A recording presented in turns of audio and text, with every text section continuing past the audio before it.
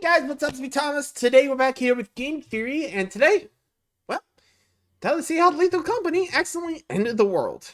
So yeah, it's probably, I don't know what's going on. I haven't played it yet. I just never really found the time. But well, never say never in this world, so who knows? Anywho, see what MatPat thinks how Lethal Company ended the world. So be sure to like, subscribe for more. Hope you enjoy. Probably one of the scraps, so let's find out. Here we go. Here we go.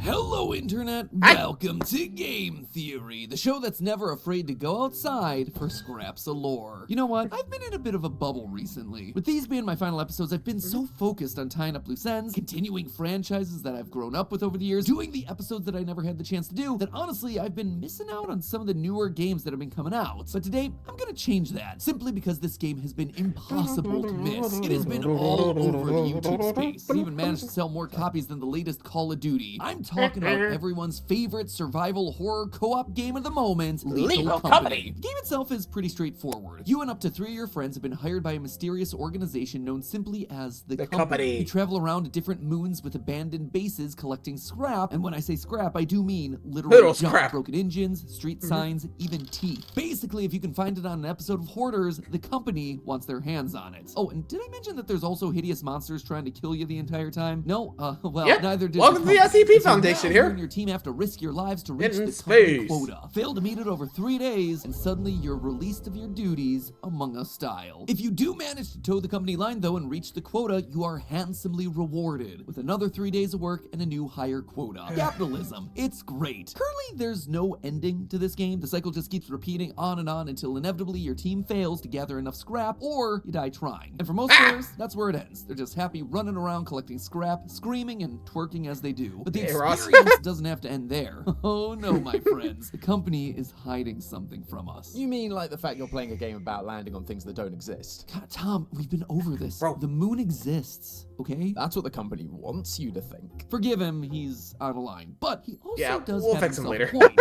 Not about the moon existing, that's clearly stupid, but the idea of the company conspiracy. Right up there. You see, by finding hidden files, scanning creatures in the game, and using some good old-fashioned real-world history, we can actually start to piece together exactly what went down in the Thistle Nebula. Why everyone's missing. Why there are monsters patrolling these moons. Why is the company the one behind it all? Strap into your ships, loyal theorists, because we're gonna salvage every scrap of lore that Lethal Company has to offer. Now, in order to... So, is this our galaxy, or... Okay, 5 says... We explored outside our galaxy. Something went wrong. Most likely a... war. And, well, now we're picking up the scraps of that war. Could explain the anomalies. But, you never know, as they say. In space, no one can hear you scream. Anyway, let's learn more about the Lethal Company and, see what's called that and what happened to the galaxy. Figure out what's going on with the company, we first need to figure out what's going on with the world, or worlds that the company currently operates on. I mean, these places are completely desolate other than the monsters. And yet, here we are, collecting scraps from human-based civilizations, like cooking utensils, or whoopee cushions. And something tells me that these mutant spiders aren't really into fart pranks. People clearly used to live here on these moons, but then something happened. Something that managed to wipe out not just one planet's worth of people, but dozens of planets worth of people. When we're playing the game, the terminal tells us that the year is 2532. So your initial thought might be that years into the future, we killed the planet, we colonized the moons, only to die out as a species anyway. And you know what? You'd actually be kind of right about that. The thing that's probably more surprising, though, is the timeline of that happening. In your ship, you can find a sticky note that gives you a secret code to punch into your computer terminal. Doing this gives you access to a former crewmate's personal logs, a character known as Sigurd. Sigurd gives us a lot of information about the operations of the company. But the thing that caught my attention the most was the fact that they were made in 1968,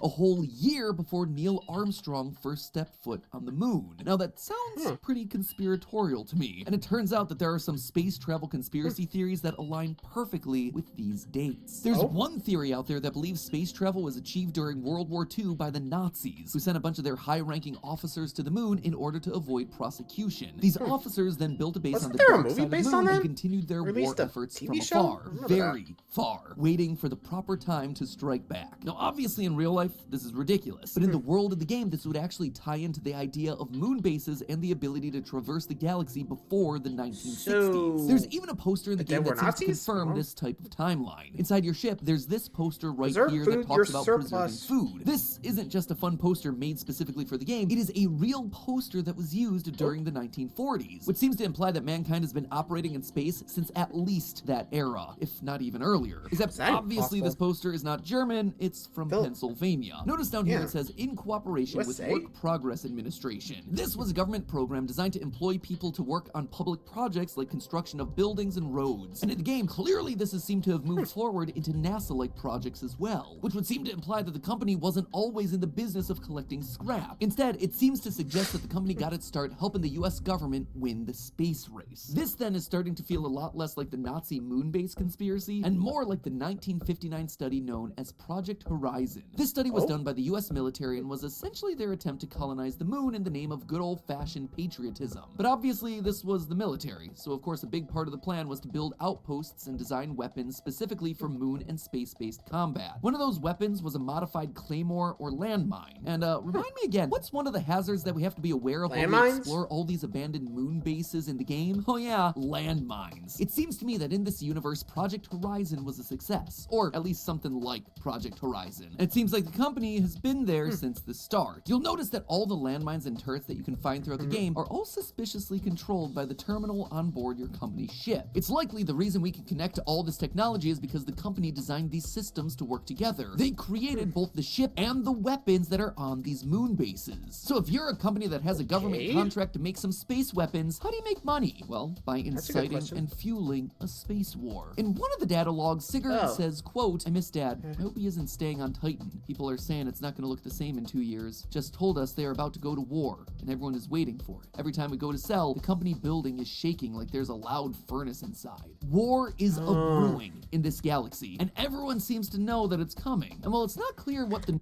I think I could guess what's going on here. That whole shaking, yeah, that's them making weapons. I mean, back in World War II, didn't they ask for, like, scrap metal to make the weapons? Like, think about it. They were supposed to, like, you know, ration, like, you know, food, scrap, and all that, you know? Think about it. I mean, heck, back in World War I, if I remember correctly, back in the, molasses episode of Puppet History, molasses was actually used to make guns. Like, I'm not kidding, just... Yeah, it was from molasses to ethanol to, well, guns. I'm not kidding. So, yeah, sounds like the company here is war profiteering, though my guess here is war went a little out of their control, and now they're picking up the scraps. I think. I don't know. Still not sure about the anomalies, but my guess, the victims. But, we're about to find out.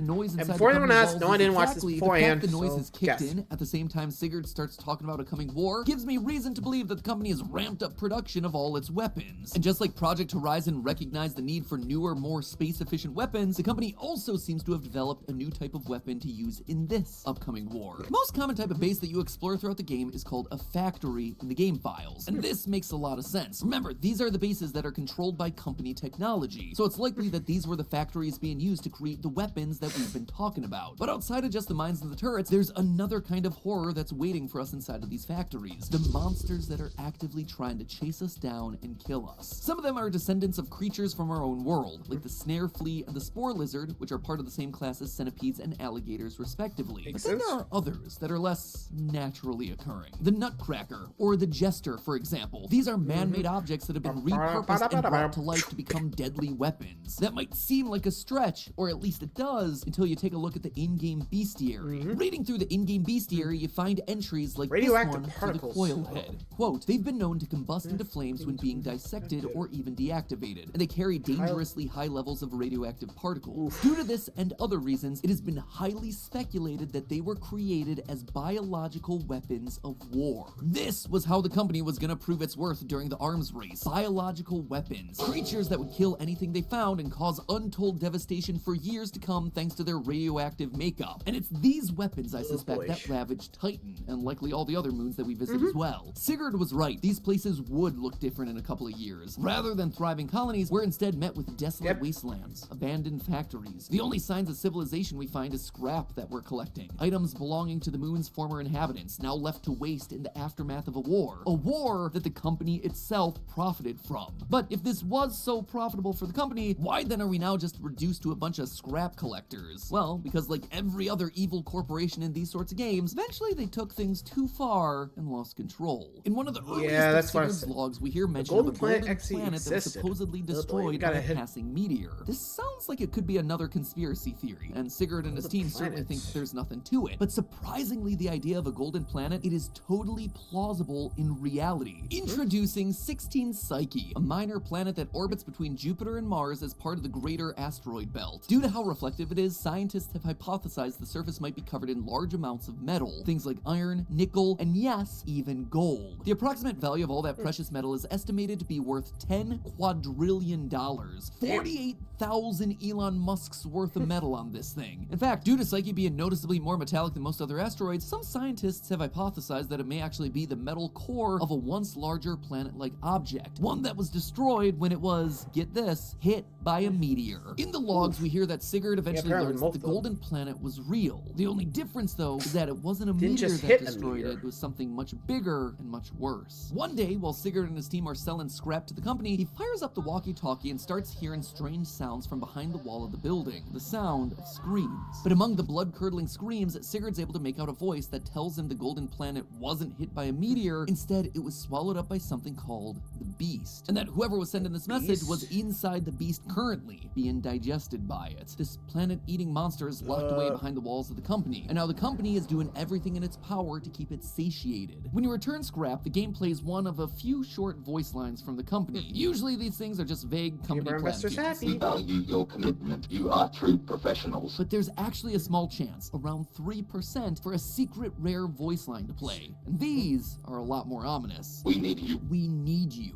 The scraps we deliver to get these voice lines are the things that keep the beast at bay. It's a planet eater after all, so we're just feeding it anything and everything that we can find. And you know what fetches the highest price? A bar of gold. Perfect for the monster that has itself an appetite for planets made of the exact same stuff. Sigurd in his logs also starts to connect the dots. Quote, what if there really is a big monster in the company building like the voice told me on the walkie-talkie? They trapped it and we feed it to keep it tame. But what does all this have to do with the company taking war profiteering too far? Aren't they the ones trying to help in this situation? Well, remember earlier, I said that one of the company's biggest sources of money was making weapons. And over time, weapons only become more and more advanced. It's kind of the inevitable law of warfare. In our world, we went from muskets to rifles to bombs to missiles, and eventually we reached Dukes.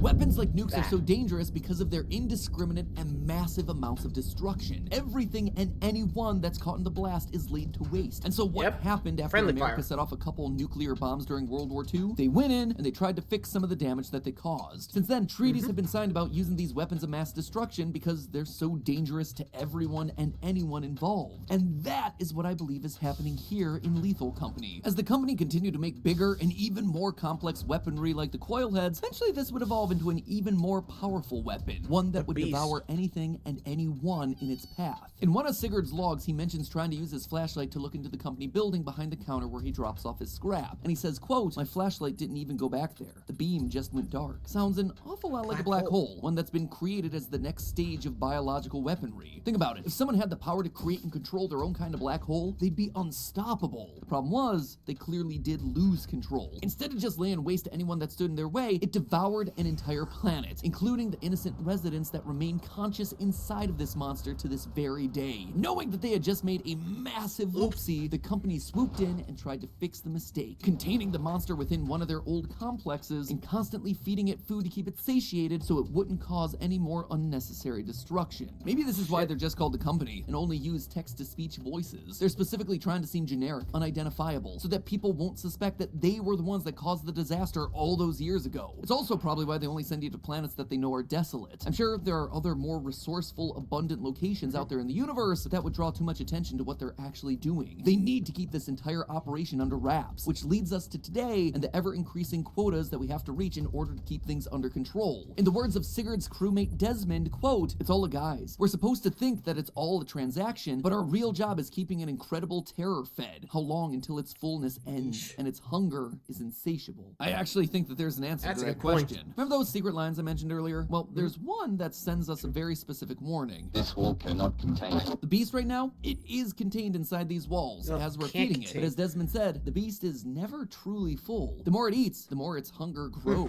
As we play throughout the game, with each passing 3-day cycle, the amount of scrap that we need to bring it only increases. But there's only so much scrap out there in the universe. And with the beast's appetite only growing stronger with time, eventually there won't be enough scrap coming in to keep him full. There is no winning in Lethal Company. There's only delaying the inevitable. But here's the thing. While the game's been taken over the internet, it's still only in early access. That means that there's more story on the way, and likely an actual ending. Right now, you can just loop over and over until you can't make the quota, but players have managed to find something that I think ties into where the game's actually map? going. If you manage to parkour your way underneath the company building, you can actually find a drill on a track pointed straight at the company building wall. It's currently missing 2 pieces of scrap known as apparatus, devices that are used to power the factories on the distant moons. It's speculation, but I think when the full game releases, this is gonna come into play. Maybe we're following in the path of Sigurd, believing that there are people that need saving behind these walls. And so we end the game by powering the drill and busting through, only to reveal the beast, who then goes on to destroy everything. Basically, the devs got us in a perfect catch-22. Either we stop playing the game and stop feeding the beast, causing it to break out of the company building, or we keep playing. We find the apparatus and eventually free the beast using the drill from the company building ourselves. Either way, we are dooming the Thistle Nebula. There are no good endings in Lethal Company. And that, my friends, is the lore of this game. An alternate universe where war profiteering in space leads to the inevitable death of humanity, no matter what you do. It is a bleak ending, but you do have to admit, the name of the game, it is very Pretty much. accurate. A business that dooms the entirety of the galaxy, truly the definition of a lethal company. But hey, if you're tired of collecting useless scrap for a below average paycheck, then you'll want to take a look at what today's sponsor, SoFi, has to offer. They want to... Well, there you go. Honestly, I can see that. So, goddamn, it's just pretty nuts.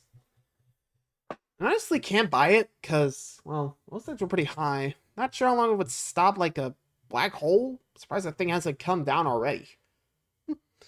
Well, anyway, hope you guys enjoyed that one. Till next time, like, subscribe for more. See you for later. Adios.